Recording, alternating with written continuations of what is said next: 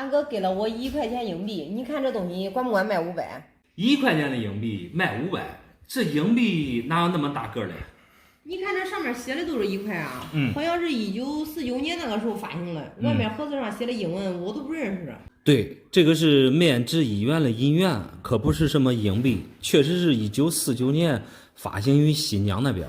你这张口就要500块钱，这看来你对银元不懂啊。这怎么着也是入了皮盒，好歹也是给了 AU 53分。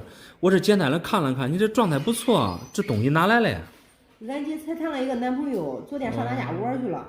我看他桌子上面放了一块这个东西，我都随口开玩笑说的这个值不值500块钱。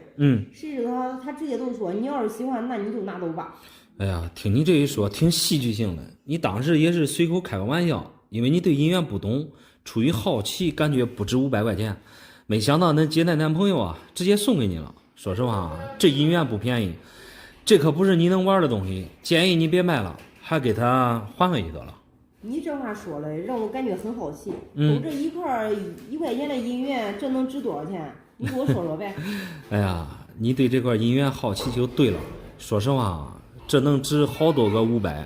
首先给你来讲解一下，这个是新疆1949，是咱新中国成立之后发行了最后一块银元。你看上面写的有1949，包括它的汉字还有维语2种文字。整体这个版啊做的并不是太好，当时新疆造币厂技术落后，含银量达不到90%，甚至连这个重量它都达不到26.8克。很多这种新疆版的呀做工非常粗糙，有很多它这个表层都存在起皮的现象，好品存世量特别少。你看你这个整体币面可以说是新疆1949银元里边它这个天花板。第一个币面全深打，包括维语汉字都没有丝毫的磨损，不是我刻意夸赞啊，比这个状态好了确实没几个。而且你细看的话，你这个新疆1949它还是一个版。你看1元的1字然后这一横和这个宝冠头连在一起了，这个版被我们称之为连币1。它这个版比普通的1949发行量要少很多，基本上1949这个币有少许的这个逆倍。就你这个状态，说实话轻轻松松卖个2-3万绝对没啥问题。你说这块1块钱能卖3万？对，这不可能吧？俺姐她男朋友没告诉我，这咋可能值那么多钱？这个问题我还真没法告诉你。他应该是和恁姐处对象，没好意思告诉你能值多少钱。一块小小的银元就因为它这个发行量比较少，而且它这个皮盒有分儿，这个 AU 53分的价格大家都知道，它这个价格非常透明，你就是上官网简单的一查，大概的参考价都出来了。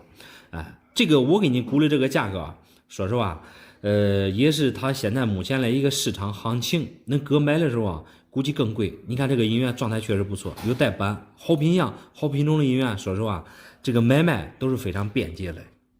你这说的真的假的？500块钱我都不用考虑，都直接可以卖了。这一下子3万，那我得好好的考虑考虑。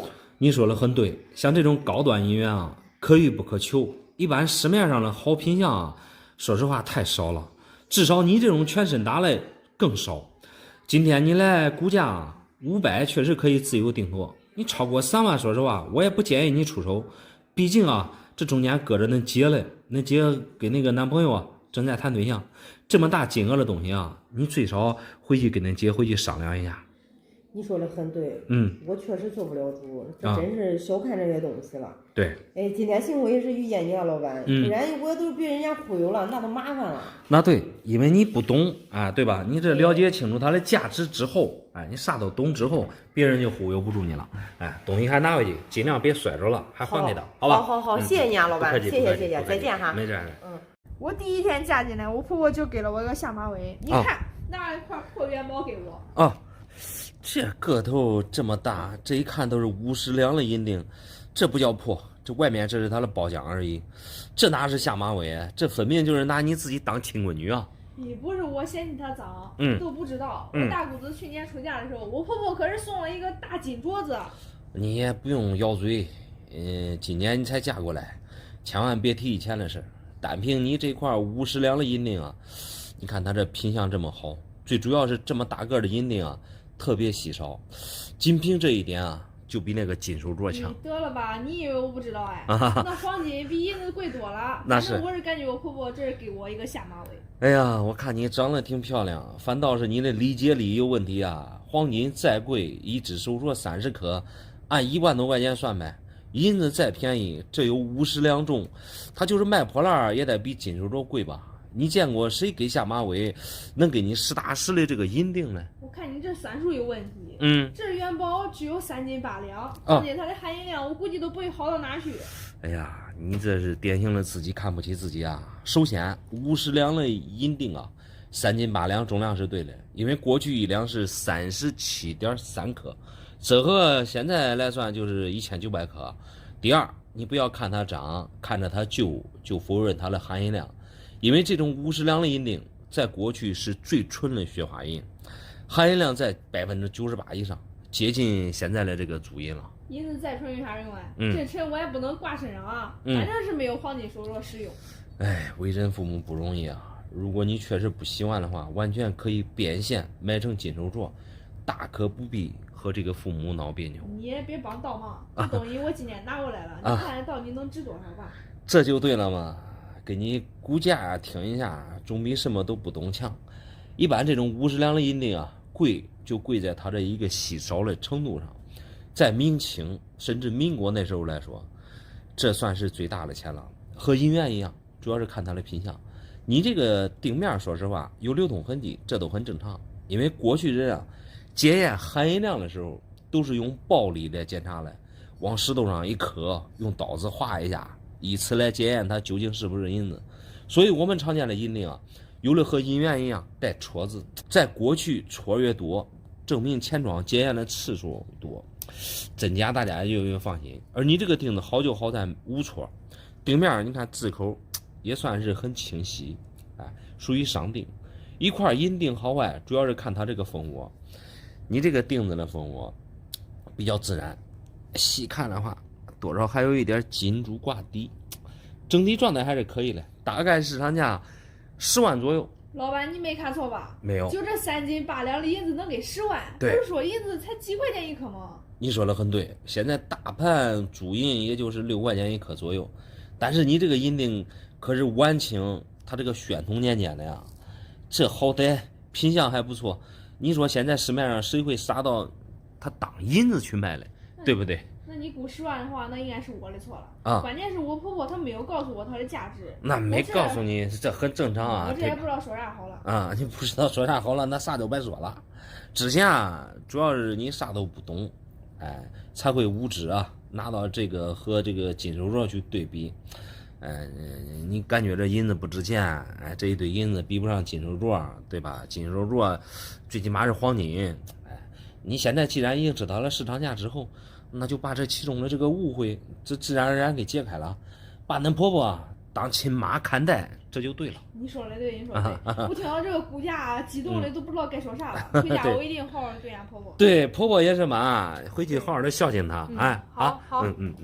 你都不知道，我在日本啊，捡破烂有多赚钱哦！几百年前的古董啊，满大街都是。你看看我这个黄金金龟啊，能值几十万。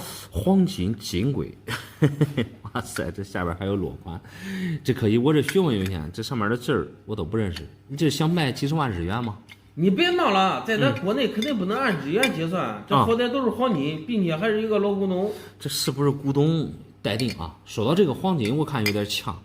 你看你这上面有很多地方这都氧化的不成样子了，如果是真正的黄金，别人也不可能满大街扔。你说鎏金还说得过去，因为鎏金时间长了它存在氧化褪色。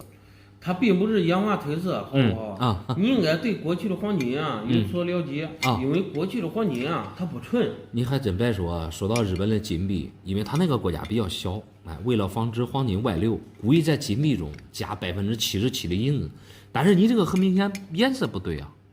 你别在这里研究含金量了。我这个是过去的古董，不能按照黄金来卖。反正啊，我是在日本大街无人收货街买了，花几千日元嘞。平时啊，我都把它当烟灰缸来用。哎呀，你这当烟灰缸确实太豪横了。不过话又说回来，这几千日元在无人收货街买回来，足以说明日本的治安好，又是古董又是黄金，竟然没人打他的主意。主要是日本那边识货的人不多，我一看这个造型比较独特，再加上下边还有字儿，又特别高大上，所以我就果断的买了。我就不管你为什么买了，就单看你这东西，我看着并不太舒服。既然你是从日本远道而来，我就想问你一个最核心的问题：你现在想要一个啥价钱？我这个是400多克的黄金，按今年来算就10万块钱左右。那是，再加上2倍的古董属性，你就给我20万就行。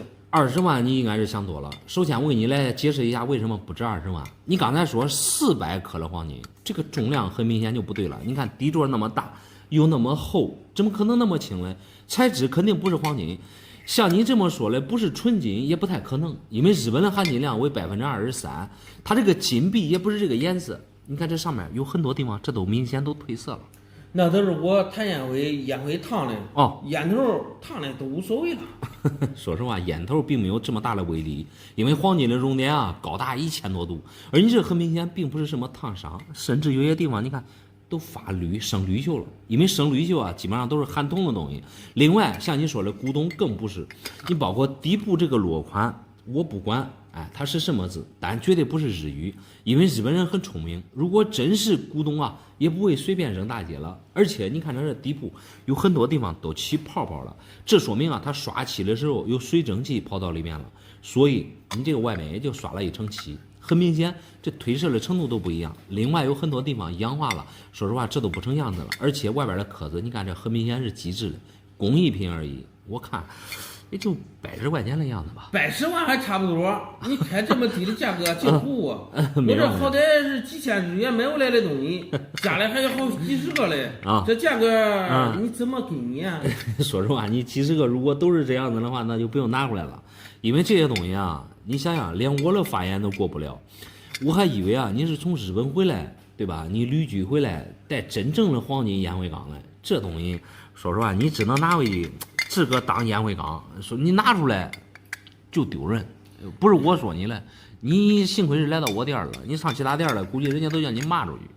你开的这个价格让我很不开心。你也太不识货了，一点也不尊重我。没有，我不是不尊重你，说实话，你这些东西都是烟加了现代东西，和黄金根本都搭不上边儿。我建议你啊，你还是搁家来当个烟灰缸自己刷刷，千万别拿出来，拿出来说实话你都丢人。你也还给我吧，你明显不识货呀，太气人了。那好吧，那你找识货来吧。你来帮我评评理。咋了？这一块银元好歹是他家祖传的。俺男朋友因为玩牌输钱，1000块钱抵出去了，你说亏不亏？你让我说实话，1000块钱抵出去确实挺亏的。你现在1000块钱啊，根本就买不到什么样的银元。你这好歹也是一块北洋龙，品相状态非常好。你看它这龙鳞摸上去有种割手的感觉，并且还是一块稀缺的短尾龙。你这还真得抽时间好好的劝劝那男友，10赌9输可不能害人害己啊。俺男友平时都被他爸妈惯坏了。那是。我下彩礼的钱都是他爸妈出去贷的款。这好吃懒做也不想去上班。为了自己以后没有压力，还说我们结婚之后不要孩子了。反正就是很自私，气得爸爸妈妈也没有啥办法。由此可见，你这个男友啊，确实给父母给惯坏了。像你们年轻人该拼搏的年纪，你不去工作的话，说实话那就是浪费时间。下彩礼父母贷了款，结婚之后你还能替他还上。如果选择做丁克的话，他爸妈听了之后肯定很伤心啊。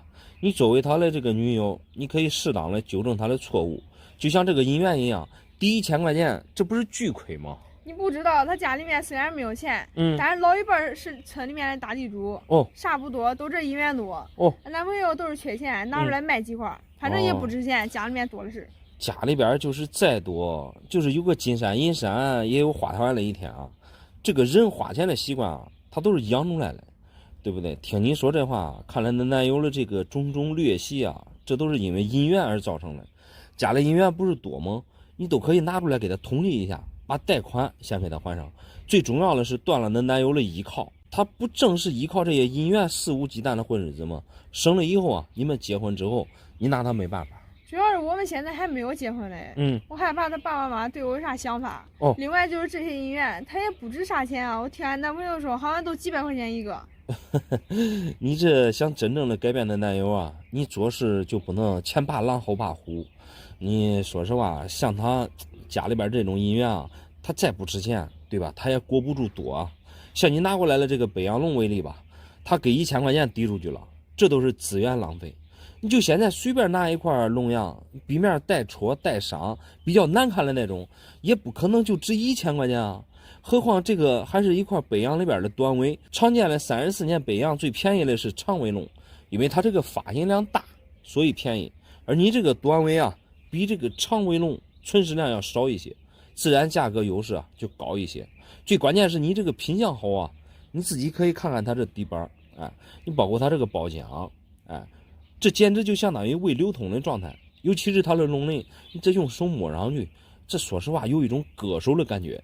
因为它这包浆又是全身大老黑，一般像这种黑色包浆加持啊，价格更不会低了。咱们还得来细看一下，一般这个短尾啊都有一个好板，短尾凸金，你这确实是一个凸金。你看钳子这有一横不明显了，底板品相状态好了没得说。你就是按现在的行情来看的话，我能给你报，随便说实话也得值个12800啊。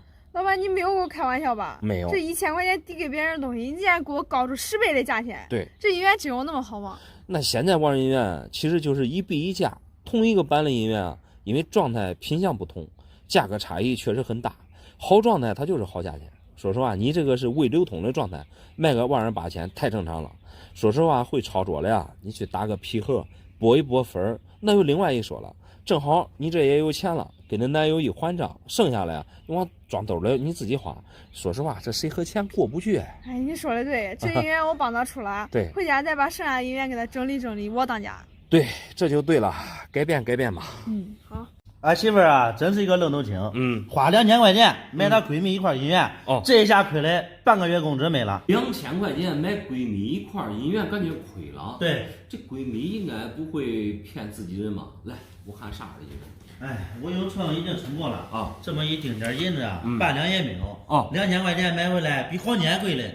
哇塞，你这个银元漂亮啊！这壁面光度，这绝对是未流通的品相。银元又不敢可去买，和买黄金这有啥关系嘞？2000块钱啊，你就是买个戒指，你比这保值啊！这白花花的，看着像假的似的。你可能对这个银元不懂啊，它这种壁面这不是白花花的，这种啊是它的这个光度。一般这种银元壁面都没有这种光度，壁面没有丝毫的流通痕迹，这种算是未流通品相了。恁媳妇儿这是捡了一个惊天大漏啊！哎，你就别安慰我了。我这几天没在家啊，他借我朋友2000块钱买的这一块银元，真是让人不省心啊。一般在一个家里边都是女人当家，你这在家里边的地位可以啊。他如果买个其他东西可能会赔钱。我实话告诉你，这个银元啊，绝对是有大钱赚。你都不知道，我媳妇儿这个人啊，平时比较老实。她闺蜜说急用钱，要去办点事儿。那天随便找个寄卖行，人家就给2000块钱。没想到我这媳妇儿愣头青，借钱2000给她拿下了。你看这赔多少钱吧？刚才就告诉你了，赔钱是真不至于。你想想，人家那个寄卖行报价2000块钱，那是有利可图了。人家做生意掏房租，如果是假的话，别人肯定不会收，卖给别人也是卖给自己啊，相当于是把钱让自己人赚了。我觉得那媳妇儿啊并不傻。哎，就算你说的有道理吧，但是我咋看这根银元咋不舒服啊？别人说银元不都是带点财吗？对呀，你这个也带财啊。你这种财是黄油财，不仅带财，而且你看一下还带转光，比我们常见的那种老财贵。因为银元的含银量它是9银1铜，带厚包浆的呀都是密封，没有密封好。而你这种光度确实是稀少嘞。哎，你也别给我灌输专业知识了。说了我也不懂啊。你就说这块银元能给多少钱吧？那行，那我就直接给你报价钱吧。你像那种普通的湖北省龙啊，流通过无戳无伤的，大概在2吨多的这个市场价。而你这个，我个人认为啊，顶普通的7、8个完全没啥问题。什么意思？真能值1、2万吗？对，你这话说的很模糊啊。我也是初步给你估一下价而已。基本上我们平时见到的银元啊，都是通货，像这种未流通的比较少见。第一，它这个不是白币，白币啊就是洗的很干净，基本上有很多啊都秃噜皮了。而你这个，你看带一层黄油彩，而且白币没有转光，你仔细看看你这光度，哎，这都是车轮转光的状态。另外啊，龙阳主要是看它这个龙鳞，你可以细看一下你这个龙鳞，可以说是没有丝毫的磨损。因为湖北龙啊，龙鳞都很差，能有这个状态，可以说是非常棒。所以综合而言的话，我个人认为啊，能卖个1.4万5，这个是绰绰有余的。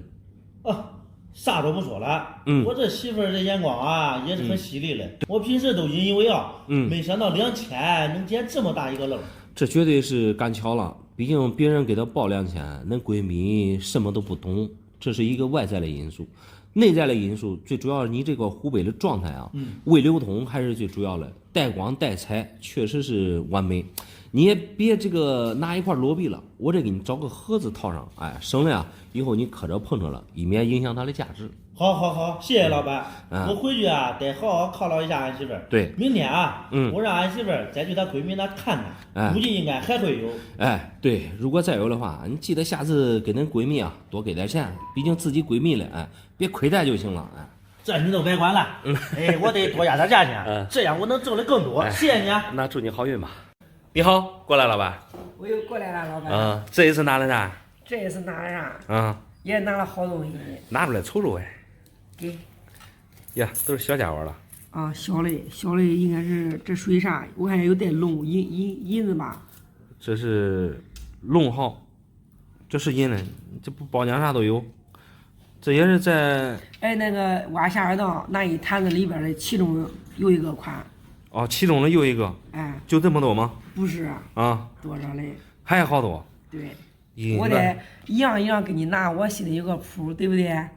哪个值钱，哪个不值钱，对不对？这等于说这都是恁祖上一点一点的传下来的。对。是当时那个坛子放下水道底下了。挖那个下水道的时候挖那一坛子。那是恁。俺觉得俺自己的东西祖传的，我跟你说吧。都专门放地上了，是吧？对。这是广东龙号，这是属于当时地方发行的一种龙号，这属于两角的，搁过去来说呢，就是20分就是找零，就跟咱现在零钱差不多，20分。你看那袁大头龙阳那是属于1块，这属于两角。每5枚可以换1枚袁大头。5枚。对，这那搁到现在也可值钱呀。那你这个东西咋说嘞？因为你这品相不赖，实话实说，你看你这上面龙字儿都能看清楚，对吧？品相可以。如果说你品相实体看不见了，说实话那不值钱了。最近你这品相，我感觉这一块差不多也都200-300块。一块毛？对，200-300毛。对，你这品相不赖，我看着品相200-300也不少了呀。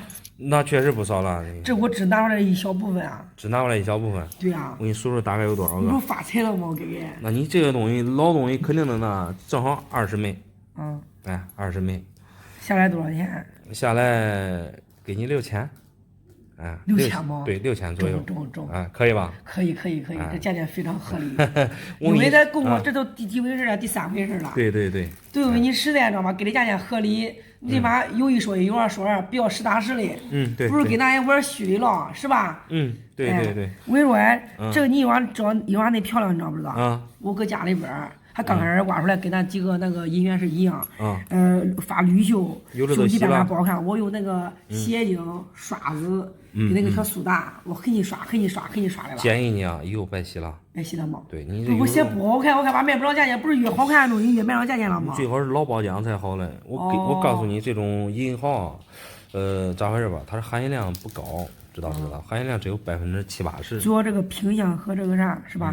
这品相好。品相，你这几块主要是品相好，你要不品相不好了，你看这边吃，有一说一，这保存的确实不赖。然后那些我都不洗了，那你别洗了，洗手老费劲了，冬天冷跟啥了你都不知道，还麻烦，还麻烦，还挨着也刷还费事。你要是不洗，说实话，我想着洗干净点，不是卖的更高，小盖子那这不是你这，谁知道？最好不要洗，原汁原味的最好。你看你这包浆，说实话，有些你看没洗干净的。这原汁原味多好，拿在手里边有岁月的痕迹，对不对？我知道了，我下回我不洗了。你把家里边的东西都整整。因为你上回我没有问你，你也没跟我说。那你这个东西品类比较多，你一下子给你说不清楚。你看你上一次大头小头，这一次有龙号，这是地方的龙号，广东龙号。说实话，本来这广东龙号发行的虽然说多吧，但是它品相保存的好，也整体来说也不错，整体来说也行，也说得过去。你这个唯一的有美中不足，就是说实话，就是本身这个龙号含银量低一点，这个能保证这样的品相已经是很不错了。是的。啊，总共20枚是吧？20枚，哎，对，说过了，哎，那就这吧，就留着吧，好吧？哎，咱也别说那些了。好，中。啥东西拿出来看看呗？你看看，见过没有？见过没？这肯定你见过，但是这是个老古董了，你知道吧？放好些年了。就是小孩从那玩的拼拼它，这花花样的。对，我之前收过，不但见过，还收过。我已经转好多家了，你给我把关，给我看看。转好多家了。对。这个东西咋说哎？这不是过去了，你没多少，意思都是没多长时间，你知道吧？这个哪能嘞？没多长时间，这可是也是传下来了。家传的。那我看着也都是10-20年。咦，那不止10-20年。这得有个80年了。80年了。这有啥想法你直接说吧。我这你看看，我已经转过好多家了，反正现在小孩也不玩这了，这都以前搁以前都是宝贝的不能行是吧？家里面有个这都小花花玩的然后一代传一代，一代传一代，我都想起了换点啥。我知道你的意思了，你也转好多家了，人家给你咋说啊？是不是？人家咋说？人家反正实话跟你说，人家说都值几十米几十但是我嫌太少了。那你有啥想法？我觉得起码也得卖个1000米吧。1800。对，这弄不了，人家跟你说的还是挺靠谱的，一个70米，2个最多也都是80文呗，100块钱。你高了，你说实话，这些东西也不是啥稀罕的，对不对？那确实不稀罕，但是这是传下来的，你知道吧？时间不短了。也都几十年吧，近几十年的东西，反正就是也是一个小物件，保存的还怪好。你能卖我都给你留下。说实话，实话实说都是这。本身这些东西也是常见的嘛。多少啊？80块。再加点嘞？那弄不了，这最高了，我感觉着。说实话，你上我这儿来了，我也不给你糊里。上其他地方你也知道。加不了了是吧？对，加不了了。加不了了，那算了，给你吧。我天上搁家放着，这现在小孩也不玩这了。我搁那放着，说不定放丢了，一点也不值了。那你这话说的不假，你说放到时间长了，说实话都丢了。也不赖。那走，那你给我收着吧。好。我这次可捡个大便宜。俺朋友开挖机的，一下子挖过来10几块银元。我这花500块钱买过来6块。哎，如果这6块银元是真的，确实赚了个大便宜。这6块里边你看至少有2块都上6位数的银元，就像这上海一两，还有这个红线飞龙，这都是我们平时见不到的币种。平时你花500块钱买，也只能买一块阴阳玩玩呗。对呀，老板你说的太对了。这一次我捡个大便宜关键是因为俺那个朋友他是个白脖子，他对银元是一窍不通。白脖子啥都不懂，我感觉你应该对银元也啥都不懂。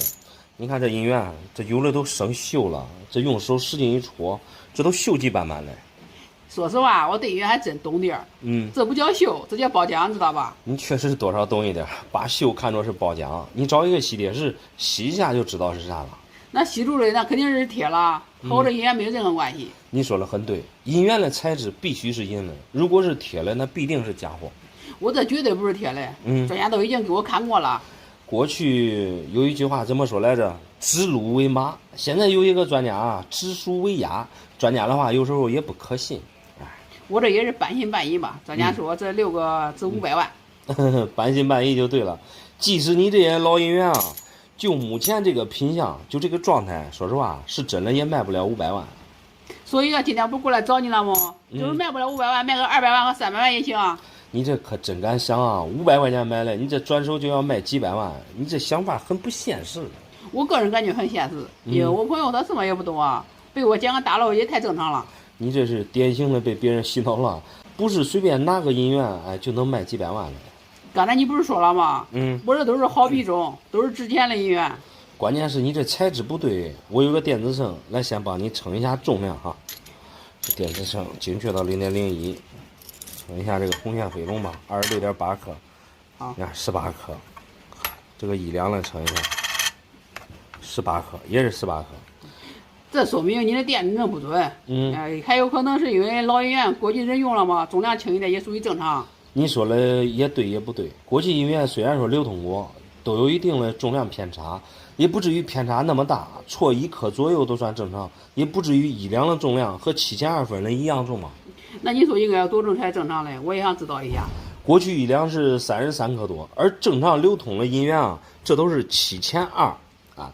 这个上海1两尤为特殊，它是属于样币，重量为36.8克。你看正面是龙腾图案，上面上海1两几个字很显眼。它分为2个斑，这个是有放射的斑，就是这条龙周围你看一下，就像有光一样。今年拍卖会上拍了有一个无放射的斑，拍出了1100多万。你刚才还说这一堆如果都是老的话，还卖不到500万呢。怎么这一个别人就卖到1100万呢？哎呀，你这个问题问得很好。第一，因为它的斑不同；第二，拍那个1000多万的状态非常好，分高，所以人家拍出来一个好价格。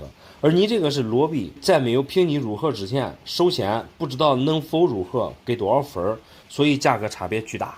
不管怎么说吧，值多少钱都是你们说出来的。你这话正好说反了，银元能值多少钱，完全是由市场决定的。只要有人觉得它值这个价，别人才会去买啊。那我就不给你打岔了，你帮我看看他们能值多少钱。那我接着说你这个上海1两，它的背面你看一下，这是它的嘉德印章，上面标注了有它的含银量和克重，这都是按英国的计量单位来算的。我给你实在看不下去了，你这个几个银元啊，统这都是清一色一眼假的东西，我建议你还还给你那几个朋友吧。不干都不还啊，你这也不能扶持啊。我走的时候我朋友都给我说了，无论真假，无论值多少钱，再也不要跟拿回去了，他都不要了。其实这些裸币啊，尤其是我们个人之间，都讲究一个买定离手，无论真假，全靠自己的眼力。反正也不贵，就500块钱，吃一堑长一智吧。哎，既然人家都说清楚了，那你就全当买一个乐趣，哎，自己留着玩吧。算了吧，都这吧，我也不卖了嘞。